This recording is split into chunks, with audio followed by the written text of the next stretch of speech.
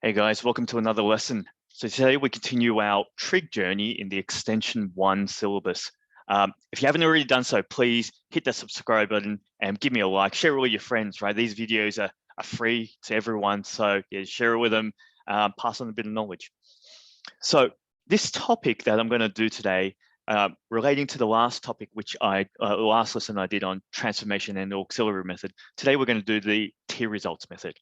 Now, some textbooks, and it's very common to basically group both of these topics in a topic called trigonometric equations, which, I mean, it doesn't really do the topic justice because, especially you see in a few slides time, and we're going to be using t-results mainly to solve, also to prove identities. You can use it to solve trig equations, right? A very common application, but also common is proving identities. So to sort of squeeze it into a topic of trig equations just doesn't really, I don't think it's suitable there. It should just be under a banner called trig, but I can appreciate that if they do, you know, the trig topic gets quite large. So let's begin, t-results. Now, I think it's also fair to say that not a lot of people like t-results. Not a lot of people like trig, but t-results in particular.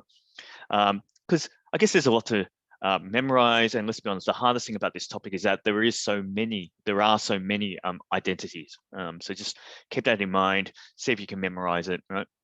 So everything sort of begins with t-results by substituting t equals to tan x on 2.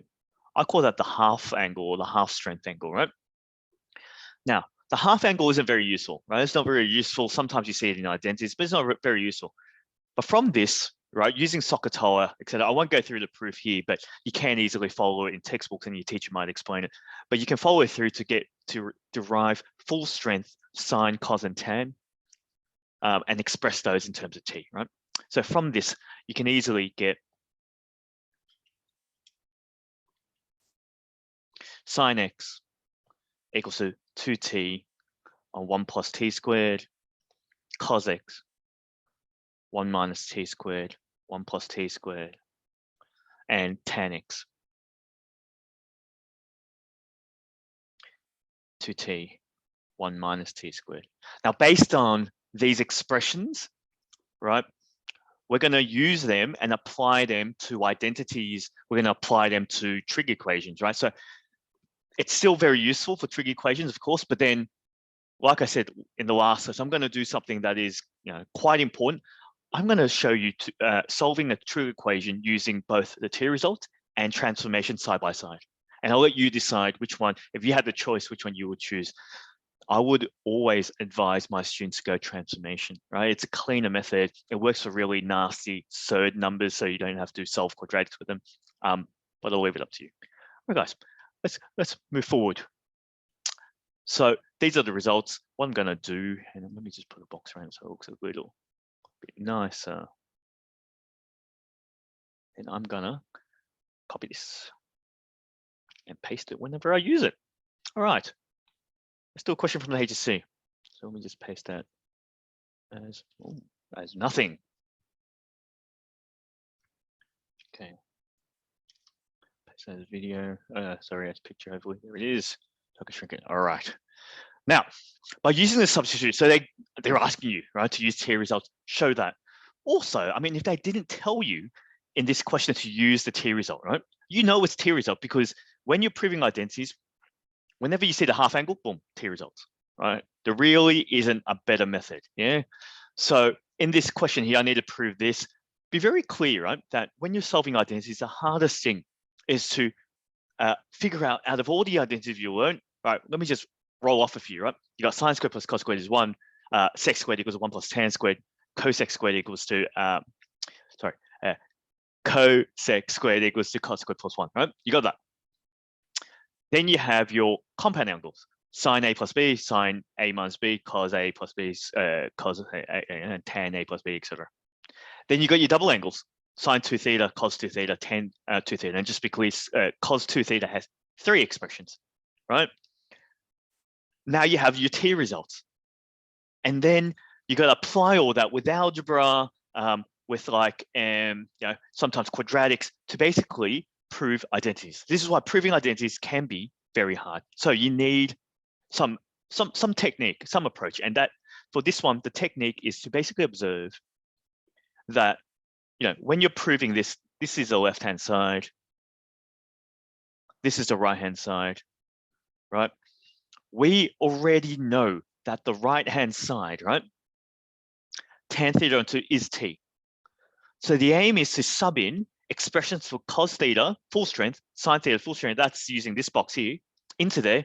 And then it just becomes an algebraic exercise to simplify that compound fraction into t, right?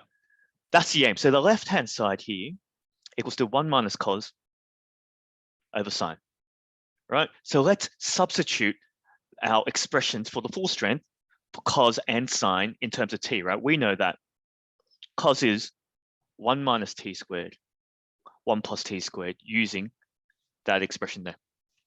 Yeah. Similarly, sine theta, in this case sine x, same thing, right? Theta and x in this case used interchangeably, and 2t, 1 plus t squared. Now they call these compound fractions because there's like fractions within fractions within fractions. And what we're going to do is, I say to my students, 99% of all times, right? Whenever there's compound fractions, common denominator, right? So the bottom, I can't really do anything, but the top, common denominator of that, and you should be able to get places, right? You should be able to get places. You should get, let's see. So the bottom stays unchanged. The top, 1 plus t squared, common denominator, so times top and bottom to the 1 by 1 plus t squared.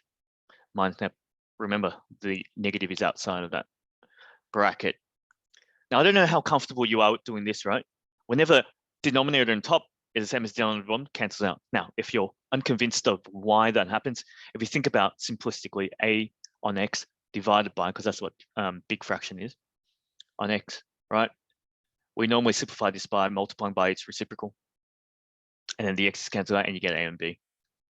So I guess the x's, the denominators on top and bottom always cancel out, and then you get this expression. That is just algebra, right? If you expand that, the ones go away actually. And then t squared minus t squared is 2t squared, which is nice on 2t, exactly what I want. Because then the 2 cancels out and the t cancels out and you get t, right? Which you can then conclude equals to tan. They're using theta, I think they're using theta on 2, which is the right-hand side. Yeah. So a few questions here that you have to ask yourself when you're doing this. One, how do you know to use t results? Well, it tells you firstly. But even if it doesn't, the fact that you see the half strength angle, theta on 2, should basically say t result. And then it's about memory, right? Don't be one of those people, even if your teacher gives you a reference paper with these formula in it, memorize these formulas. Yeah, the more memory you have in your memory, the more connections you can make, it'll be better. Yeah? So that's the first one. Let's move on to another identity. So I'm just going to copy this into the next one. So this question is from Karingber, 2011, so quite, more than a decade old. So here we go. Once again, it tells you to use t results, right? This one's a bit more complicated. So I got left-hand side there, left hand, and the right-hand side there. So I'm just going to label that to myself. That's LHS. That's RHS. All right. Now, what do you know so far, right? What do you know? We know, right, just to give you a vision of what the right-hand side is supposed to look like, we know that cot is the same as 1 on tan squared, right? Or cot squared is 1 on tan squared half theta. And I know that tan theta on 2 is t, so this is 1 on t squared. I need to prove, so once I sub in the expressions for cos theta and on both top and bottom, I need that algebraically to dial down to 1 on t squared. That's my aim, right? So it just becomes like an algebraic exercise in terms of t. So you transform almost the trig element into just algebra, right? So pretty straightforward. So left-hand side equals a 1 plus cos, 1 minus cos, right? And we're going to just plug in cos theta expressions, right, to make this work. So first step, 1 plus, so I'll compound fraction that, that's 1 plus t squared here, 1 minus t squared here, and same deal with downstairs, 1 plus t squared, 1 minus t squared. Yeah, and just like before, guys, when there's multiple fractions involved, common denominator, top and bottom, right? Common denominator, top and bottom. Yeah, so you sort of get like 1 plus t squared on the bottom. You get, so times that by 1 plus t squared, and then minus, remember the bracket there, right? Same with the top, almost exactly the same as the top, right? 1 plus t squared there, plus, I'll put a bracket in there, not that I need it, but just completeness now. Just like before, hopefully you're okay now to cancel denominators out. And then it's just algebra, right? Nothing hard about this. And I'm hoping that once I clean up everything, the bottom becomes, oh, sorry, the whole expression becomes 1 over t squared. Let's see. On top, what do I have? I got 2 plus, what's that? 2 plus, no, I'm not happy with that. Right. No, that's a minus, that's why. It's always good to know where you're headed, because then you know when you're doing mistakes here. Just 2, because the t squared actually goes away, right? And the 1s go away on the denominator. All right, that's nice. So my expression becomes 2 on t squared minus 2t squared. Perfect. 2's go away, 1 on t squared. Exactly what I want. So I'm gonna basically say this equals to cot squared, cot squared theta on 2, which is the right hand side.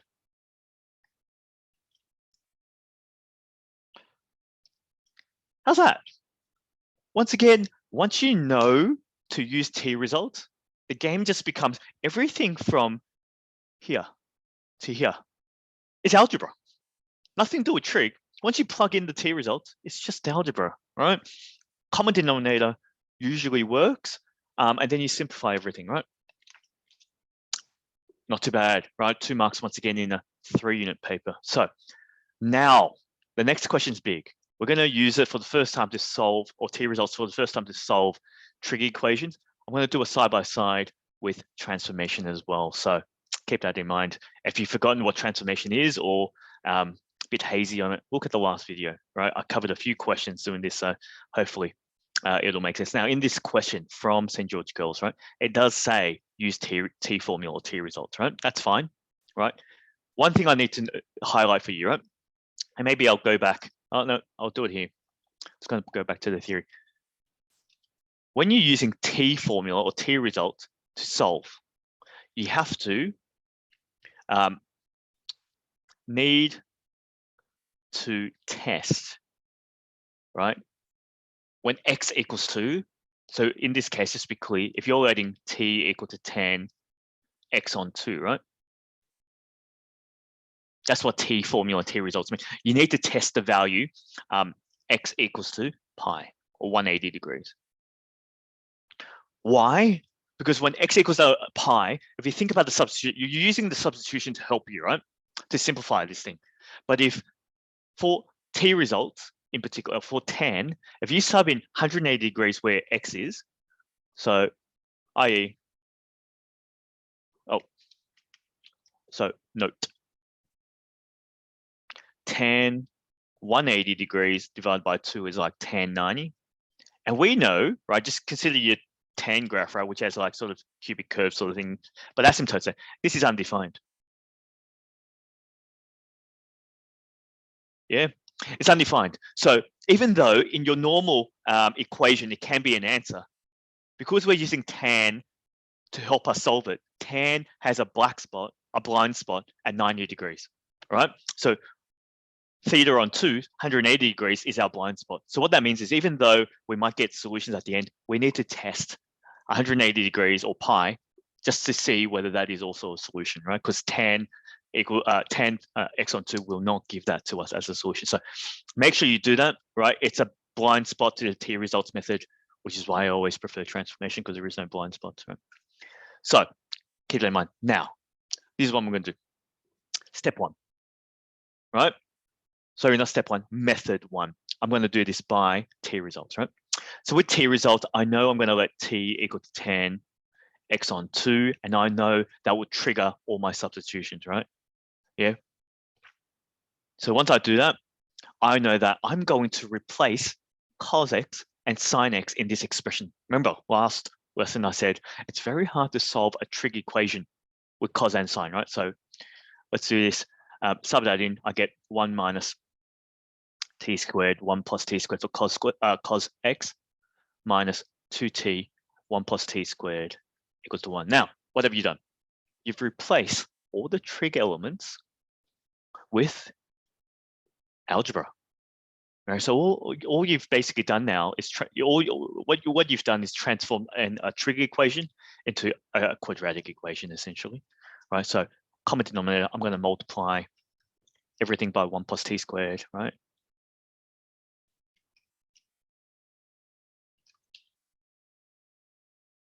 Let's see what we get.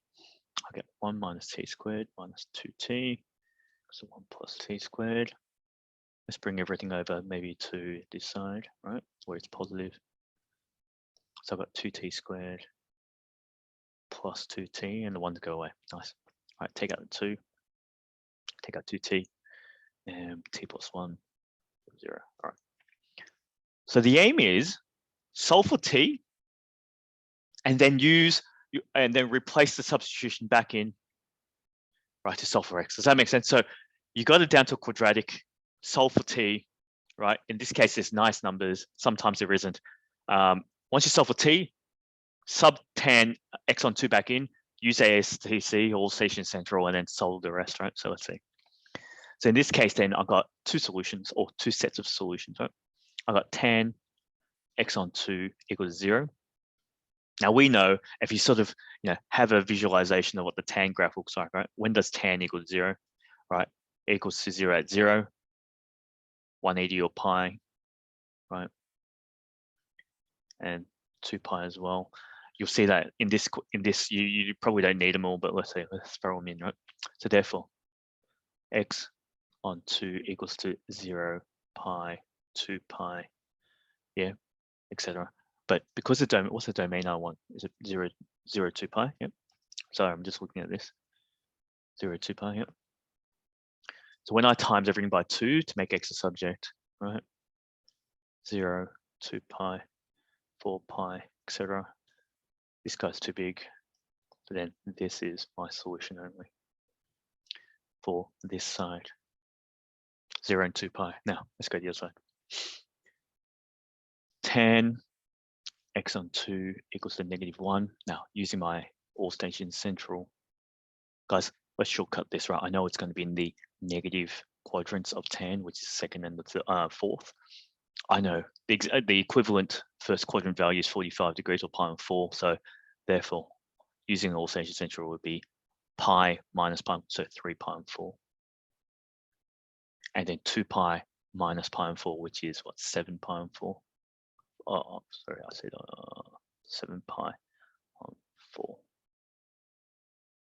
And then I need to double it, right, to make x subject. So I got x equals to, what's that, 3 pi on 2, comma, 7 pi on 2, etc., etc. Now, my domain is 0 to 2 pi. This guy's too big, right? That guy's bigger than 2 pi. This is my answer only. Yeah, so it looks like I got 3 answers. Just in case we need to test, right? So let me see if I have space. I certainly do. I'm just gonna move everything up if that's okay.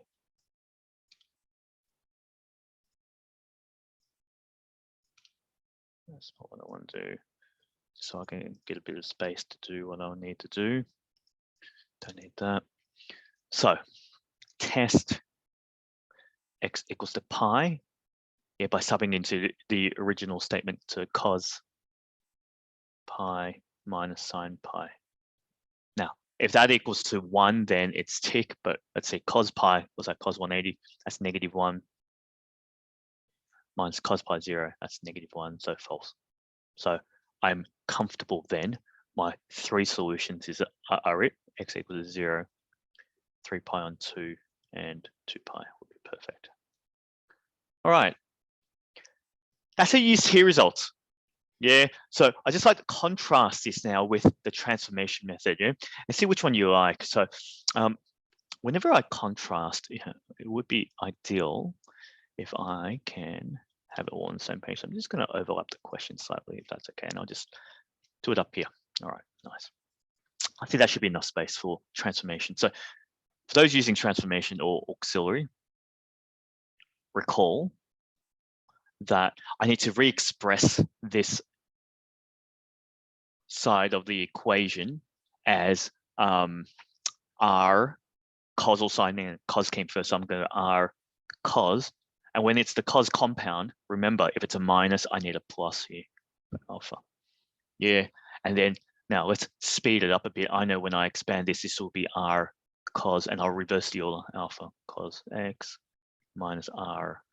Don't have a lot of horizontal space, but sine alpha sine x, right? And for those that had a look at my last video and will understand this, I compare the coefficients in front of cos x, right? This guy is 1, so therefore r cos alpha is 1, cos alpha is 1 on r. And similarly, I compare the 1 in front of sine to r sine. So therefore r sine alpha is 1 also. Nice numbers, and together they form a right angled triangle for me. So that's adjacent hypotenuse, opposite hypotenuse. If I'm going a bit too quick here, look at the last video, right? I did this a few times, and I'm just going a bit of pace just so we can compare. So using Pythagoras, right? R squared equals to 1 squared plus 1 squared. Therefore, R is root 2. In fact, we did a very similar example in the last video. I think it was with a plus. And if you look at tan alpha equals to opposite adjacent, alpha is pi on 4. Great. Now, so the whole point of transformation, guys, is to transform, right, this expression, right, cos minus x. So therefore, instead of cos minus x, we've transformed that to root 2 cos x plus pi on 4, right? And now that equals 1. Now I do all stations central on this, right? So if I do all ASTC on this, cos x plus pi on 4 equals 1 on root 2. Now cos is positive in the first and the fourth. So I know, and that's 45 degrees. So using my amazing all stations central skills, and that's pi on 4 and 2 pi minus that, which is 7 pi on 4. Yeah. And then finally, to make x a subject, I minus these two over. So x equals to 0. 7 pi on 4 minus that would be 3 pi on 4 on 2 rather. And guys, whenever you get 0, because the domain is 0 to 2 pi, they're my 3 answers. And then I'm done. So I don't know which way people prefer. I always prefer transformation. I think it's faster. You don't really need to solve quadratics. You just solve all stations central, a little bit trickier one, but admittedly it feels faster. Also, you don't have that exception rule that you need to test, right? All cases work. So I like that side by side. Hope that's useful. Now, I'm going to end this video here. What you can do to sort of, if you've looked at a number of past papers as well, you will see past papers that give you a T result question that has very ugly numbers, right? Where the transformation one probably takes a lot longer because they're so ugly because you won't get nice angles. And the T result one will take as long as it took over here, right? And you instead of like expressing your answers in terms of pi, you get it in terms of decimals. But I'll leave it up to you guys. Hopefully that was instructive or useful. If that was so, please share this with your friends. Give me a subscribe, and I will see you in the next video. Thank you. See you later.